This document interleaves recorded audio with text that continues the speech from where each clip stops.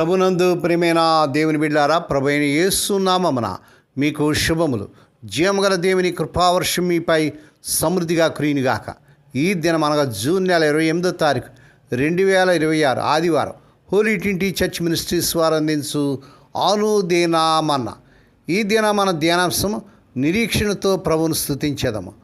నిరీక్షణతో ప్రభువును స్తుతించేదాం. ఆ దేవుని వాక్యం చదువుకుందామండి. కీర్తన గ్రంథం 42వ కీర్తన 5వ వచనం.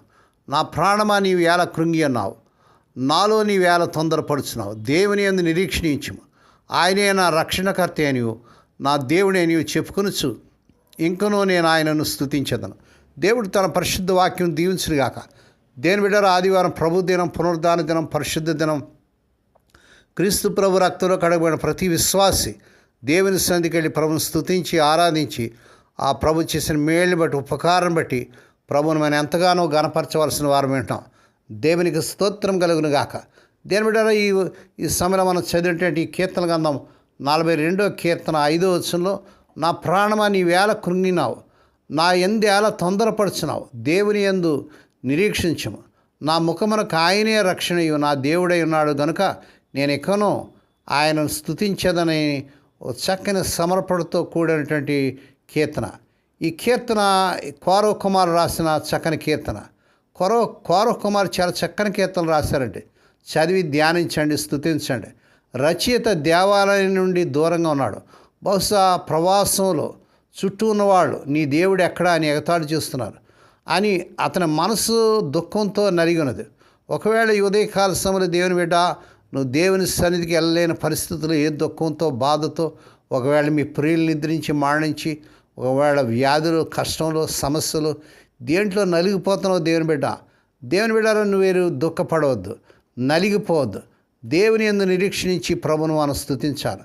తనలో తాను మాట్లాడుకుంటున్నాడు, నా ప్రాణం నువ్వు ఎలా కృంగి ఉన్నావని ఇక్కడ కౌరవ కుమారుడు ప్రశ్న వేసుకుంటున్నాడు. మనం తరచుగా భావోద్వేగానంతో లొంగిపోతూ ఉంటాం, కానీ ఇక్కడ అతను నిరాశను గుర్తించి దాన్ని ఎదురిస్తున్నాడు. మనం కూడా మన మనసులో ఇలాగే మాట్లాడాలి.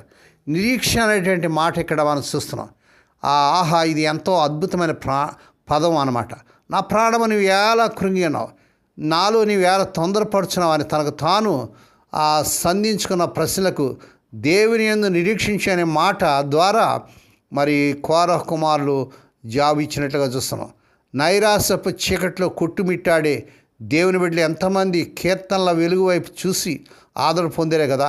కృంగిన సమయంలోనూ, కుప్పకూలిన వేళలోనూ కీర్తనలు ఎన్నిసార్లు దేవుని బిడ్డలకు ఓదార్పును, ధైర్యాన్ని, బలాన్ని ఇచ్చే కదా. దేవుని బిడ్డ, ఈ సమయంలో నువ్వు ఏ కృంగిన స్థితిలో ఉన్నావో, ఏ బాధలో ఉన్నావో ప్రభుపైన దృష్టించము, నిరీక్షించము. టెలివిజన్ వ్యాఖ్యాతలు మరియు వార్తాపత్రికల విలేకరులు ప్రస్తుత ప్రపంచ పరిస్థితుల గురించి పదే పదే హెచ్చరికలు చేస్తూ ఉంటారు. ప్రపంచం ఎదుర్కొంటున్న విపత్కర పరిస్థితులను పరిష్కారం కొనగేందుకు ప్రపంచ నాయకులు ఐక్యరాజ్య సమితి వేదికగా చర్చలు జరుపుతుండడం మనం టెలివిజన్లో చూస్తుంటాం. ప్రపంచంలో శాంతి లేనప్పుడు శాంతి శాంతి అని కేంకలు వేయడంలో లాభం ఏంటండి? మానవాళి ఈపాటికి అశాంతి శిథిలాల క్రింద కొట్టుమిట్టాడుతుంది. విడిపోయిన కుటుంబాలు, చీలిన గృహాలు, పగిలిన గుండెలు, ఆశలు లేని జీవితాలు ఈ లోకంలో ఎక్కడ చూసినా మనకు కనిపించేవి ఇవే కదా. ప్రపంచం ముక్కలైందైన మాట ఎంత వాస్తవం అండి. మానవ జ్ఞానం, మానవ ప్రణాళికలు, మానవ ఊహలు సమస్యలను పరిష్కరించిపోతున్నాయి. అంచేతనే మనం దేవుని మీద నిరీక్షించాలి. దృష్టిని మనం మార్చుకోవాలి. సమస్య గురించి ఆలోచిస్తూ ఆగలేదు. వెంటనే ఈ కౌరవ కుమారు చక్కగా రాస్తున్న దేవుని యందు నిరీక్షించమని తనకు తానే ఆజ్ఞ ఇచ్చుకుంటున్నాడు. దేవుని మీద ఈ సమయంలో ఏ కృంగిన స్థితిలో నీ యొక్క పరిస్థితి ఉందో దేవునిపై నీ దృష్టిని మార్చి ప్రభు మీద నిరీక్షించు. అంటే భావాలు మారకపోయినా విశ్వాసంతో ఎంపిక చేసుకోవడం. చూస్తున్న పరిస్థితి కాదు, కనిపించని దేవుడే మనకు ఆధారం. దేవునికి స్తోత్రం కలుగును గాక. విశ్వాసం అంటే ఏంటో తన వాస్తవ జీవితం అనుభవపూర్వకంగా ఈ లోకానికి ప్రకటించిన విశ్వాసుడైనటువంటి జార్జ్ ముల్లర్ గారు ఇలా అన్నాడు, మనం దేవుని యందు నిరీక్షణ ఉంచలేని సమయాలంటూ ఏవి ఉండవు.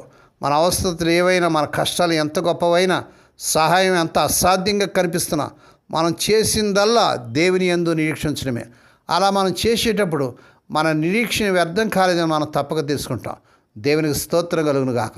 దేవునితో సన్నిహితంగా నడిచిన అనుభవం ఉన్న ఒక వృద్ధుడు ఒక దినాన సుదీర్ఘ సమయ పొలాల్లో అలసిపోయిన తర్వాత తన సహచరులను ప్రోత్సహిస్తూ ఇలా అన్నాడు, నువ్వు అలసిపోయిన సమయాల పాటలు పాడు.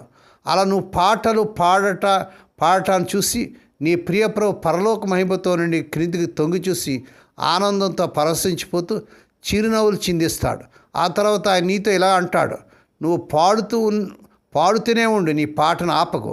నువ్వు పాడుతూ ఉంటే అంత మధురంగా ఉందని, ఇదిగో నేను వస్తున్నాగా నీ అలసటని తీర్చేందుకు, నీ కష్టాలు తొలగించేందుకు, నీ భారమంతా తీసేందుకు నువ్వు చేయాల్సిందల్లా నా పైన ఆనుకోవడమే. అప్పుడు నీ దారంతా మెత్తటి రోజులు పరిచిన శృతి మెత్తని బాటగా ఉంటుంది. దేవుని స్తోత్రం కలుగును గాక. నిజంగా ఈ మాటలు ఎంతో ఆదరణకరమైనవి. దేని బిడ్డరా, మరి అదే అంటాడు, దేవుని యందు నిరీక్షించము. నేను ఆయనే నా దేవుడు అంటూ, ఆయనే నా నిరీక్షణ అంటూ స్తుతితో ముగిస్తున్నాడు. స్తుతి ముందుగానే వస్తుంది. నేను ఇంకనో ఆయన స్తుతిస్తాను అంటాడు కౌరవ కుమార్. ఇంకా పరిస్థితి మారలేదు, కానీ పరిస్థితి అలాగే ఉంది. కృంగిన స్థితిలోనే ఉంది, కష్టం అలాగే ఉంది, వ్యాధి అలాగే ఉంది, సమస్య అలాగే ఉంది. అయినా కూడా దేవుని నమ్మాడు, దేవుని స్తుతిస్తున్నాడు. కానీ దేవుడిని నమ్మినందుకు స్తుతించాలని నిశ్చయించుకున్నాడు. నిజమైన విశ్వాసం అంటే ఫలితం చూసి స్తుతించడం కాదు, ముందే స్తుతించడం. హల్లెలూయా. నువ్వు కూడా ఏదో విషయంలో కృంగిపోతున్నట్లు అనిపిస్తే నీ మనసుతో మాట్లాడు, దేవుని బిడ్డ, ఎందుకంత భయం, బాధ? నీ దృష్టిని సమస్య నుండి నీ దేవుని మీదకి తిప్పు. పరిస్థితి మారకపోయినా నా దేవుడు నాతో ఉన్నాడని స్తుతించు. ఈ కీర్తన 42 కీర్తన 11 వచనం మళ్ళీ వస్తుంది. అంటే నిరాశలో ఉన్నప్పుడు మనమే ఈ సత్యాన్ని గుర్తు చేసుకోవాలి. గనక ప్రస్తుత పరిస్థితి ఎలాగున్నా దేవుని బిడ్డ దేవుని సన్నిధికి వెళ్ళి ప్రభుని స్తుతించి ఆరాధించి ప్రభుని కొనియాడి ప్రభుని మహింపరచు. దేవుని నిరీక్షించము. దేవుడి మాటలు దీవించుగాక. ప్రార్థన చేసుకుందాం. పరిశుద్ధుడైన మా తండ్రి, నువ్వు స్తుతికి పాత్రుడు నాయన, స్తోత్రార్హుడు తండ్రి. నిరీక్షణతో పరిస్థితి ఎలాగున్నా కూడా ప్రభా నీ అందు నిరీక్షించి కౌరవ కుమారులను స్తుతించాను నాయన. ఏ విధమైన కురుంగుదల ఉన్నప్పటికీ కూడా నాయన దృష్టి మీపై మరల్చి విశ్వాసంతో నిరీక్షణతో మేము స్తుతించడం నాయన నీ ప్రియబిడ్డలకు మీరు నేర్పించండి. ఈ వర్తమాన ప్రతిదినం కూడా వింటూ షేర్ చేస్తూ లైక్ చేస్తూ స్వదేశ విదేశాల నుండి సబ్స్క్రైబ్ చేస్తున్న మా ప్రియులందరూ దీవించండి. ఈ ఆదివారం సంధికెళ్ళి స్తుతించి ఆరాధించడం సహాయం చేయండి. నాయనానికి వందనాలు చించినావు. నువ్వు ఎంతైనా నమ్మదగిన దేవుడు, నువ్వు స్తుతికి పాత్రుడు, స్తుతికి యోగ్యుడు నాయన. 26 మంది పెద్దలు, పరమందు దూతలు, కెరాపులు, సెరుపులు, కోటాను దూతలు ప్రభు నేను స్తుతిస్తున్నాను. ఉదయకాలం మిమ్మల్ని స్తుతించి కొనియాడుతున్నాం తండ్రి. ప్రపంచ దేశాల్లో ఈ వర్తమానం వింటూ స్వదేశ విదేశాల్లో మిమ్మల్ని స్తుతిస్తున్న ప్రతి బిడ్డను బట్టి స్తుతున్నారు. ఏ సమస్యలో, కష్టంలో, వ్యాధులు ఉంటున్నారో మీరే కనికరించండి, సహాయం చేయమని. మహిమ నీకే, ఘనత నీకే చెల్లించుకుంటూ ఈ దినమంతటిని నాయన, ఈ దినం పరిచర్య అంతటిని నాయన, ఈ దినం జరిగే మందిరాల్లో, ఆరాధనలు అన్నింటిలో నడిపించమని, సహాయం చేయమని వందనాలు స్తోత్రాలు చెల్లించుకుంటూ యేసయ్య పరిశుద్ధ నామమున స్తుతించి గానపరిచి వేడుకొని ప్రార్థిస్తున్నాం తండ్రి. ఆమేన్. మన ప్రభువైన యేసుక్రీస్తు వారి కృప, తండ్రి అయిన దేవుని ప్రేమ, పరిశుద్ధాత్మ దేవుని కానీ సహవాసము సదాకాలం మీకు తోడేండి నడిపించి బలపరచునుగాక. ఆమేన్.